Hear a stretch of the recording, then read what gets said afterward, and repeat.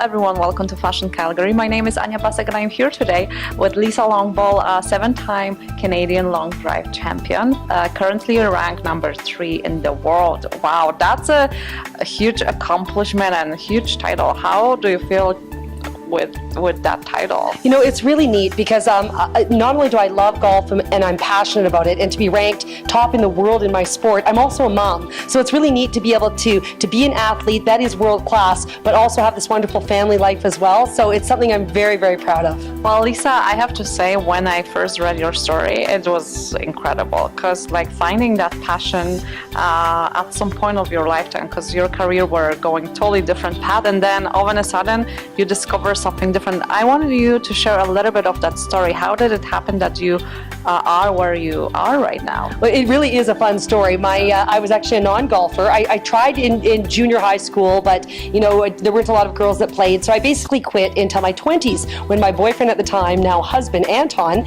he needed to golf for corporate and charity golf outings, and so he kind of dragged me along to the local municipal course. I was a school teacher at the time, and but I started to fall in love with this game, and the LPGA actually ended up coming to Calgary, and I thought, I'm going to volunteer. So it was in the middle of the summer and I volunteered, and watching the best female golfers in the world inspired me to try to compete in golf, yet I couldn't break 100. And when I competed against the girls, I was out driving NCAA girls by 80 to 100 yards, and that's when I knew I had something special. So I ended up winning my first long drive competition with a 313-yard drive with a set of clubs I bought at Costco.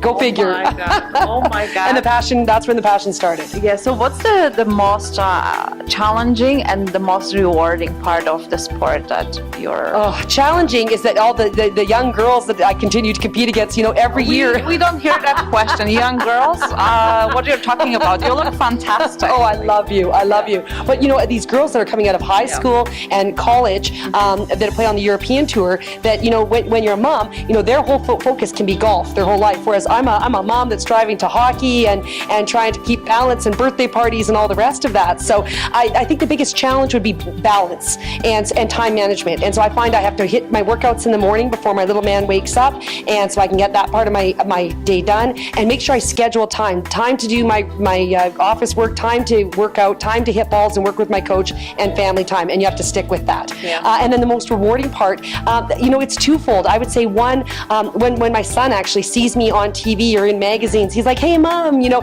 and he really sees people as athletes, not as men and not as women, but athletes. And I think that that's really cool. And also, you know, standing up, representing your country, anytime you have a chance to do that on the world stage. And I'm 2 spots away from that world title, so I can only imagine what it would feel like to bring home the world title to Canada, and I hope to try to do that this year. Yes, and through all the kind of competitions you've took part so far, which one was the most memorable for you? You know what? I actually was the first pregnant athlete at the World Long Drive Championships. I was 6.5 months pregnant, and so I came top 10 in the world. So I was very proud of that, and I think that's the one that I'll always remember. That, you know what? I stayed fit, and I tell my little guy that, you know, hey, you competed at World Championships too. So I think for me, that's, even though I've had the 7 Canadian titles and I've come second in the world twice and currently ranked 3rd, I would say you know, competing pregnant was something that was pretty special.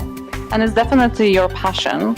And what would you say to those people who are still kind of like searching and they don't know what they want to do in life, and then how would you encourage them? You know, I have to tell you, it's about, we all have something that gets our juices flowing, something that gets us out of bed in the morning. And I find sometimes as we become adults and go to our daily lives, you start to forget what that is. Whether it's photography, or whether it's painting, or maybe it was running or curling, or whatever it is, there's something that you love to do. I want to encourage people to take that time, take the time to feed your soul in what you love to do, because when you're happy and you're passionate, that just exudes all around you. And so I tell people, take that time and remember what it is that you love to do, and do it.